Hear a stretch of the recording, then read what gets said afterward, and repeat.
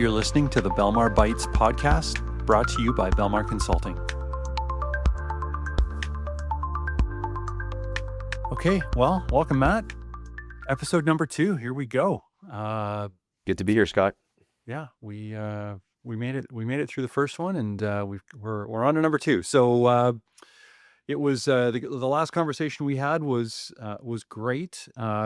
Maybe just a super quick recap. We talked a little bit about the history of the company, the journey that we've been on, the journey that Salesforce has been on since we became a partner back in 2010. And, here we are. I guess we technically are now in summer of 2025. And we're talking about, just before we got into the recording, you and I were just chatting about some of what Salesforce has been up to. So why don't we talk a little bit about that to start? There's a number of topics we could pick up on.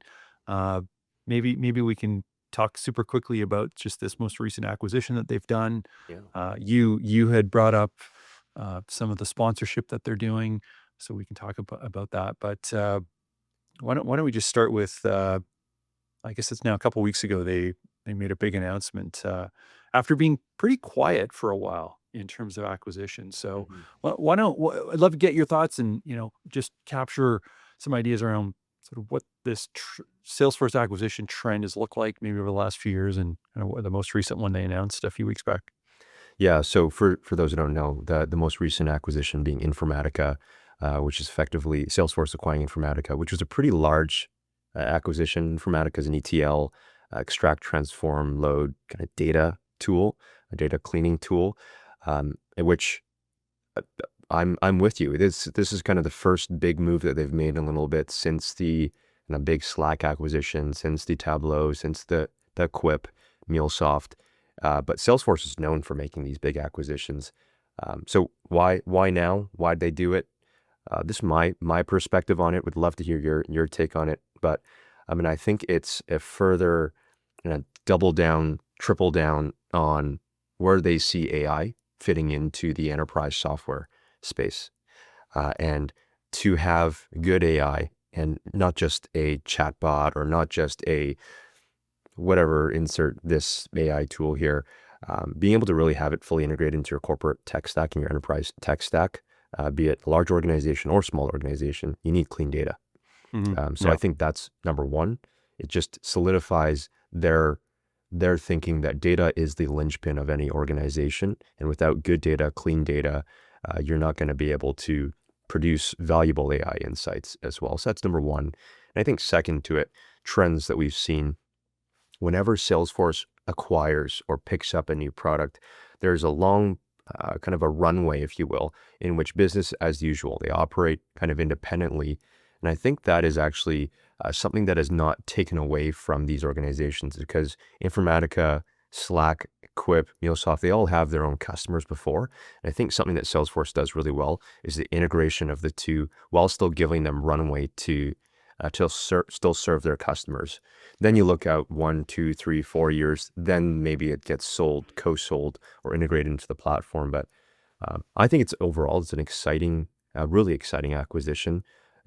It's a really big acquisition in this kind of AI world that we look at as well, especially with Agentforce. But that's kind of my take on it. What do you think, Mike? I would agree. I think was it last September that they made the big announcement around Agentforce, and they did that leading up to Dreamforce, but everything was official at Dreamforce last September, and I think just on the consumer app side of things, man, we've seen so much transformation happen and so much change happen really within Google and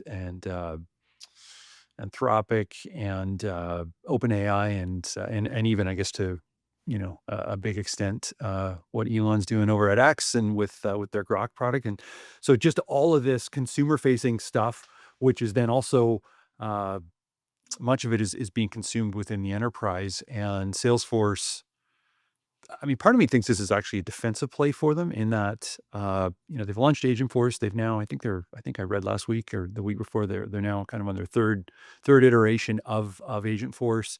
And so, uh, Salesforce historically has been very well known for managing a big piece of that customer data, but all the data that they don't manage on platform today, being able to train on that data, they're going to need some pretty strong plumbing that connects into these other enterprise systems. So, uh, yeah, having rather than partnering, let's go out and actually acquire and provide that uh, infrastructure to their customers. So I see this. I'll maybe take the pessimistic side of it. I see it maybe more as a defensive play for them to just like really be able to lock in uh, on getting access to all that data that they want to train against. But it's a we yeah I guess I look back over my career and there's been I've had the I guess fortune to have gone through a few of these sort of big technology uh, changes, social, mobile, maybe mobile, then social. It probably had the order inverse there, but mobile then social, and just now we're seeing just all this agentic transformation, and it's every cycle has a lot of hype. This one seems to just have sort of uncontrolled hype in terms of just what's happening, and so it's going to be interesting to see where it goes. Um, what are your thoughts on I guess even within our customer cohort that we work with, and what we're seeing their interest slash adoption of AI, and where do you see that going in the next year? Yeah, I think, yeah, I mean, there's a lot of kind of runway in history that we can go look back at. Like what has been a revolutionary technology that's gone out and how's that been adopted? And I think within our customer base, I mean, we serve a lot of the mid-market size customers and lower enterprise and strat customers. Um, there, I kind of break into three phases. There's the education phase, there's the adoption phase, and then there's acceleration phase.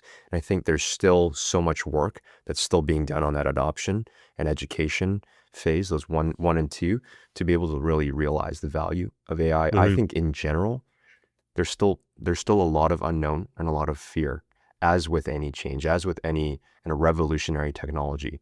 And I Yeah. think this is revolutionary. Absolutely, this is the I mean, think of the development of electricity, development of the internet. Like this is one of those because artificial intelligence, which we've seen in movies, we've seen kind of just it's this walking robot talking Yeah, takes over the Terminator world. type Yeah, stuff. you've seen those certainly, but I think underlying all of this, there's really just a whole ton of productivity that can be kind of pulled from this that we've never been able to utilize before to Yeah. to be able to save humans for high value items, high value things. So I think within our client base, certainly there's still a lot of fear, and I think it's the job of ourselves and I guess any SI to be able to share and address. Okay, how can this be solved? It's not a displacement or replacement; it's an augmentation. But I think over the next year, AI is going to change even more so. So you look at the last 1 year ago today to 1 year Yeah, from now, for sure. it's going to be so drastically different in Yeah. which I kind of mirror it to during COVID, the amount of transformation and digital transformation was everybody's Yeah. favorite word during COVID. The amount of transformation that happened then, I'm going to mirror that to this, which Yeah. is we will notice so much more, perhaps some forced adoption, some out of necessity, needing to do more with less. We're going to see that. So that's kind of my where it enters. Yeah, yeah, and I would agree with that summation. I think as you were sharing that, I was thinking back to let's go back and maybe you weren't in a spot yet in your life, Matt, where sort of that transition, like where mobile came into the workplace, but um, I was there, and it was very interesting because the adoption was individual, it was personal. You got a Yeah. cell phone. you would, call your friends and, or call your loved ones. It was just a better way to communicate than what we had before. But in terms of adoption within the enterprise, I mean, I suppose it was used for work, for making calls, but until all the mobile apps showed up, I guess that, really aligned when Steve Jobs announced the iPhone. Uh, it wasn't central to the enterprise. It wasn't central to the workplace. And I would say, I mean, I know for myself, and I know because you and I talk about this a lot. Like, we use uh, these AI tools within the business, but in a very informal way. Yeah. If I'm writing something, or if I'm, we use the Google Stack. So Gmail now has this button within Gmail that you can enhance your email, and it presents an option that you click the button, it rewrites your email, and you can accept it or Mhm. reject it. So informally, we're using it. I mean, we have I would say an informal AI strategy where we will use AI tools when they make sense, but uh, we've not actually gone out and implemented AI tools right across the board, short of the features that are showing up within Mhm. tools like Google, and within even I suppose within Salesforce to some extent. But I see that flipping. I would bet every single one of our customers, their employees, uh, their leaders, they're using these AI tools to just speed up the work that they're doing, to make things easier for themselves. Like, even when I think about, doing a podcast, well, like, what's an agenda? Like, I could go and I could flip back through X, or I could flip back through LinkedIn, and I could look at articles that I read over the last week, and, try to remember where they were, so that I could, bring some context into a conversation like this. Now you just feed it into one of the tools, and, give me a summary of the top 10 articles uh, in the Salesforce ecosystem that were published in the last week, and boom, there they are. And so just the speed at which we can get things done, it just allows for more time in the day to go and do more productive activities. So I see that happening right now, and I think there will then just become this um, moment in time. Is that in the next year? Is that a year and a half out? I don't know exactly what that time horizon looks like, but Mhm. it'll just be so compelling, and and that will happen within the Salesforce tools. I think right now we're still kind of in that early adopter phase, and in terms of its capabilities, and all the use cases that Yeah. Salesforce is claiming it can address. It's just not as apparent to our customers, but that day's coming, and I think it's coming pretty quick. So um, why don't we just change gears? You had mentioned before we jumped on today, you were talking about some of the advertising that you're Mhm. seeing Salesforce Yeah. put their logo on, and certainly it's an interesting topic. So give me kind of your top two or three that you're seeing Salesforce put their logo in terms of advertising. Yeah. And I think it's a commonality across a lot of, at least what I watch on TV. You're seeing a lot of SaaS products link themselves to celebrity sponsorships or celebrity endorsements. So, I mean, I've seen Salesforce commercials. The two partnerships that you and I were chatting about before we hopped on here was one, F1. So everybody, I think F1 really took off, and I know Scott, you follow the circuit, um, but F1 really took off, I think, post the Netflix series, Yeah, for and that's sure. where you really got a lot of viewership. So Salesforce is used by the F1, and certainly is a technology product they use. But the one that I watch a lot of golf. I like to call myself a hack because I'm not quite good. Actually, I'm really not good at golf, but I enjoy playing golf and I like watching golf.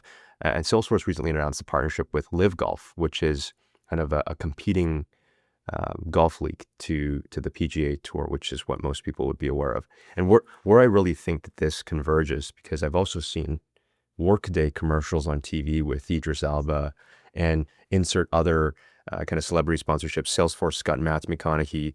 Um, why do I think they're doing it?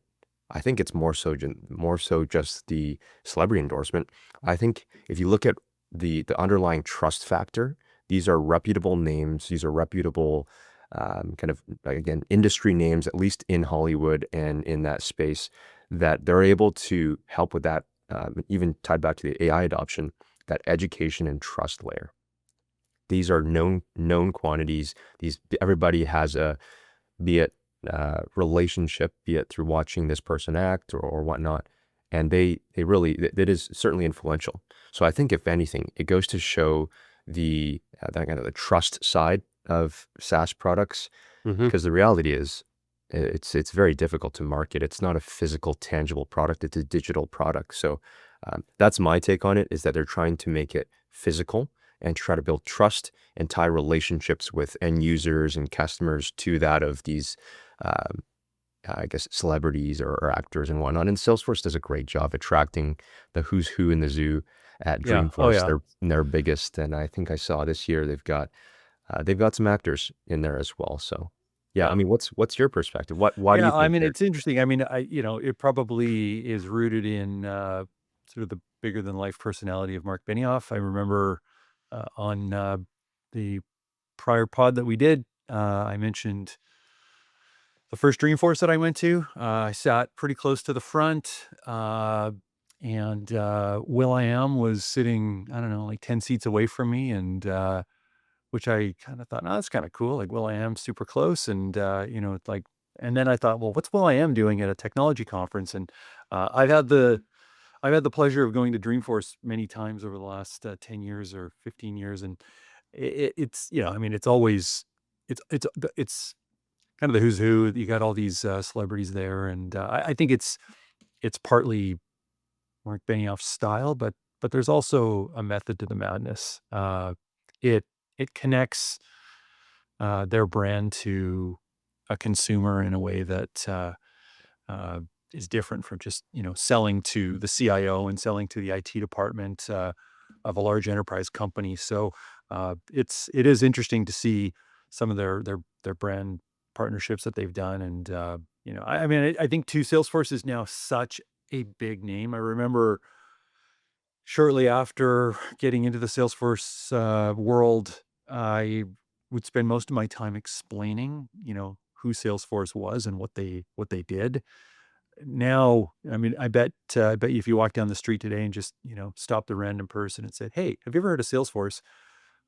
Chances are I would put it at 50-50 that they've heard the name. They may not be able to explain what Salesforce is or what they do, but they've heard the name. But you go back 10 years, you'd be lucky if like 1 in 100 people that you stopped on the side of the street would know what that brand is. So, maybe it's in part they've just kind of gotten now to this size and scale that it's just critical to keep their logo in front of as many people as they possibly can at all times. And yeah, it's interesting to see some of the things that they are doing, and I would say they tend to partner with their customers, and they make a really big deal of the relationship that that they have with these customers and the benefit that they have with these customers and what they've been able to accomplish. But Yeah. yeah, it's And I a guess interesting. if you think about it this way, Salesforce still, I think you're right. They're humanizing the brand,